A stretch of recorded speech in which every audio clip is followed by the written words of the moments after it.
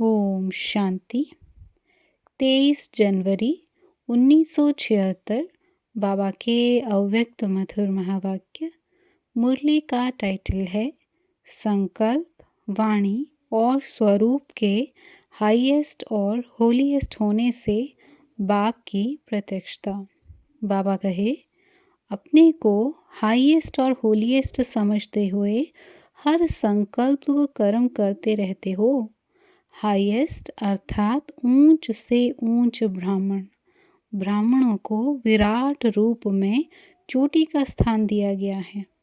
जैसे स्थान ऊंच चोटी का है, वैसे ही स्थान के साथ साथ स्थिति भी ऊंची है। जैसा ऊंचा नाम, वैसी ऊंची शान और वैसा ही ऊंचा काम। जैसे बाप के लिए गायन है ऊंचे ते ऊंचा भगवान, वैसे बच्चों का भी गायन है ऊंचे ते ऊंचे ब्राह्मण। इस ऊंची स्थिति का यादगार आज तक चला आया है कि जो कोई श्रेष्ठ कर्तव्य व शुभ कार्य करते हैं तो नामधारी ब्राह्मणों से ही कराते हैं। इस समय के श्रेष्ठ कर्म की यादगार अब भी चैतन्य सच्चे ब्राह्मण के रूप में देख और सुन रहे हो। श्रेष्ठ कर्म की महिमा व गायन भी सुन रहे हो। दूसरे तरफ स्वयं श्रेष्ठ पाठ बजा रहे हो। यादगार और प्रैक्टिकल दोनों साथ साथ देख रहे हो। यादगार द्वारा भी सिद्ध होता है कि कितने ऊंचे थे, अब हैं और फिर होंगे। जैसे ब्राह्मण ऊंचे हैं, वैसे ही ब्राह्मणों का समय भी सब युगों में से सर्वश्रेष्ठ युग अर्थात संगम युग का समय अर्थात अमृत वेला वो ब्रह्म मुहूर्त का समय है। यह सर्वश्रेष्ठ स्थिति ब्राह्मणों की क्यों बनी? क्योंकि ब्राह्मण ही ऊंचे ते ऊंचे अथवा श्रेष्ठ कर्तव्य में सहयोगी बनने का श्रेष्ठ भाग्य प्राप्त करते हैं। अपना इतना ऊंचा पाठ, श्रेष्ठ बाप, श्रेष्ठ स्थान और श्रेष्ठ शान स्मृति में रहता है। इतना श्रेष्ठ भाग्य सारे कल्प के अंदर फिर प्राप्त नहीं कर सकोगे। ऐसे हाईएस्ट और साथ साथ होलीएस्ट का यादगार अब तक भी सुनते हो। लोग ब्राह्मणों की बजाय आपके देवता रूप का गायन करते हैं। होलीएस्ट का कौन सा गायन है? कमल नयन, कमल हस्त, कमल मुख के रूप में अब तक भी गायन करते रहते हैं। अब प्रैक्टिकल में चेक करो कि हर कर्मेंद्रिय कमल समान न्यारी बनी है। जैसे कमल संबंध और संपर्क में आते हुए न्यारा है, ऐसे देह और देह के संबंध के देह की इस पुरानी दुनिया के आकर्षण से परे हैं। कोई भी कर्मेंद्रिय का रस देखने का, सुनने का, बोलने का अपने वशीभूत तो नहीं बनाता है। वशीभूत होने का अर्थ होलीएस्ट से भूत बन जाना। जब भूत बन जाते हैं तो भूतों का कर्तव्य है दुखी होना और दुखी करना। वे फिर हाईएस्ट ब्राह्मण से शूद्र बन जाते हैं। इसलिए सदैव यह स्मृति में रखो कि मैं हाईएस्ट और होलीएस्ट हूँ। जब यह प्रत्यक्ष रूप में अर्थात संकल्प और स्वरूप में स्मृति रहेगी, तब ही प्रत्यक्षता वश मना सकेंगे। ऊंचे से ऊंचे बाप को प्रत्यक्ष करने के लिए जब तक स्वयं स्वरूप में होलीएस्ट और हाईएस्ट नहीं बने हैं, तो बाप को प्रत्यक्ष कैसे करेंगे? स्वयं में बाप समान गुण और कर्तव्य को प्रख्यात करना ही बाप को प्रत्यक्ष करना है। ऊंचे काम से ऊंचे बाप का नाम बाला होगा। अपनी रूहानी मूर्त से रूहानी बाप की प्रत्यक्षता करनी है, जो हर आत्मा हर ब्राह्मण में ब्रह्मा बाप को देखे।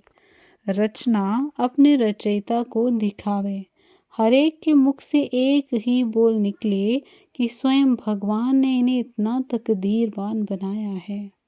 हर एक की तकदीर बाप दादा की तस्वीर को प्रसिद्ध करे।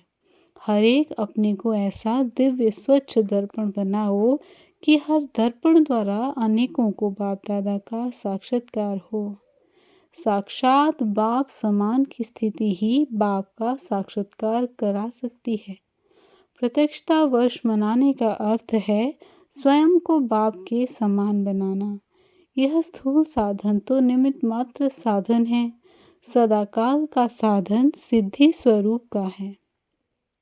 सिद्धि स्वरूप ही स्वतः सिद्ध करेगा कि ऐसा ऊंचा बनाने वाला ऊंचे से ऊंचा भगवान है। तो साधनों के साथ साथ सिद्धि स्वरूप को अपनाओ।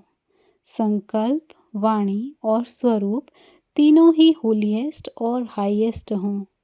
ऐसी स्टेज से ही बाप को प्रत्यक्ष कर सकेंगे। बाप दादा बच्चों का उमंग, उत्साह, श्रेष्ठ संकल्प, मेहनत और लगन को देखकर हर्षित भी होते हैं, लेकिन आगे के लिए सहयोग देने के लिए प्लान बतला रहे हैं। सबका एक ही संकल्प है, एक संकल्प में महान शक्ति है। एक रस स्थिति में स्थित हो, इस संकल्प को स्वरूप में लाओ। कल्प कल्प के विजय की तकदीर की तस्वीर का तो अभी भी गायन है अथवा कायम है। अच्छा, ऐसे तकदीर द्वारा बाप दादा की तस्वीर दिखाने वाले, सदा कमल के समान अल्पकाल के आकर्षण से परे रहने वाले, बाप समान होलीएस्ट और हाईएस्ट स्वमान में स्थित रहने वाले, हर आत्मा में बाप के स्नेह को, स्वरूप को और संबंध को प्रत्यक्ष करने वाले सर्वश्रेष्ठ ऊंचे से ऊंचे ब्राह्मणों को ऊंचे से ऊंचे बाप दादा का याद, प्यार और नमस्ते। पर्सनल मुलाकात, लास्ट स्टेज का पुरुषार्थ। बाबा कहे, प्रत्यक्षतावश मनाने के लिए सभी ने बाप दादा को अखबारों और कार्ड्स द्वारा विशेष रूप से प्रत्यक्ष करने का प्रयत्न किया है। यह भी सेवा के आवश्यक साधन है, लेकिन यह अखबार व कार्ड्स आदि तो उस दिन देखा, पढ़ा व सुना फिर स्मृति में समा जाते हैं। समाप्त तो नहीं कहेंगे, क्योंकि समय पर यही स्मृति जो अब समा गई वह स्वरूप में आएगी। इसलिए समाप्त नहीं कहेंगे, लेकिन समा गई कहेंगे। इससे भी धरनी में थोड़ा बहुत स्नेह का और परिचय का जल पड़ा, लेकिन इस बीज से प्रत्यक्षता का फल कैसे निकले? पानी तो डाला, किस लिए डाला? फल के लिए। वह फल कैसे निकलेगा, अर्थात संकल्प प्रैक्टिकल स्वरूप में कैसे आएगा? इसके लिए सदैव तो कार्ड्स नहीं चबवाते रहेंगे। आजकल मेजॉरिटी आत्माओं की इच्छा क्या है? सुख शांति की प्राप्ति। सुख शांति की प्राप्ति की इच्छा तो है, लेकिन विशेष जो भक्त आत्माएं हैं उन्हों की इच्छा क्या है? मेजॉरिटी भक्तों की इच्छा सिर्फ 1 सेकंड के लिए भी लाइट देखने की है। तो वह इच्छा पूर्ण कैसे होगी? वह इच्छा पूर्ण करने के साधन ब्राह्मणों के नयन हैं। इन नयनों द्वारा बाप के ज्योति स्वरूप का साक्षात्कार हो। यह नयन नहीं दिखाई देंगे, अपितु लाइट का गोला दिखाई देंगे। जैसे आकाश में चमकते हुए सितारे दिखाई देते हैं, वैसे यह आँखों के तारे सितारे समान चमकते हुए दिखाई दें। लेकिन वह तब दिखाई देंगे जब स्वयं लाइट स्वरूप में स्थित रहेंगे। कर्म में भी लाइट अर्थात हल्कापन और स्वरूप भी लाइट, स्टेज भी लाइट हो। जब ऐसा पुरुषार्थ व स्थिति व स्मृति स्वरूप विशेष आत्माओं का रहेगा, तो विशेष आत्माओं को देख सर्व पुरुषार्थियों का भी यही पुरुषार्थ रहेगा। बार बार कर्म करते हुए चेक करो कि कर्म में लाइट और हल्कापन है। कर्म का बोझ तो नहीं है। कर्म का बोझ अपने तरफ खींचेगा। अगर कर्म में बोझ नहीं तो अपने तरफ खिंचाव नहीं करेंगे, बल्कि कर्म योग में परिवर्तन हो जाएंगे। तो प्रत्यक्षता वश मनाने का स्वरूप और साधन यही सबकी बुद्धि में है ना? ऐसा प्लान बनाया है ना? जैसे साकार में देखा कि जितना ही अति कर्म में आना, विस्तार में आना, रमणीकता में आना, संबंध और संपर्क में आना, उतना ही अभी अभी संबंध संपर्क में आते भी न्यारा बन जाना।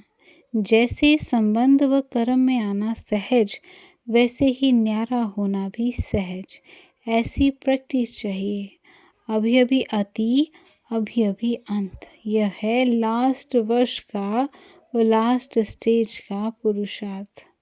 ऐसे प्लान बनाओ, यह रिहर्सल करो और ड्रिल करो, अति और अंत की ड्रिल।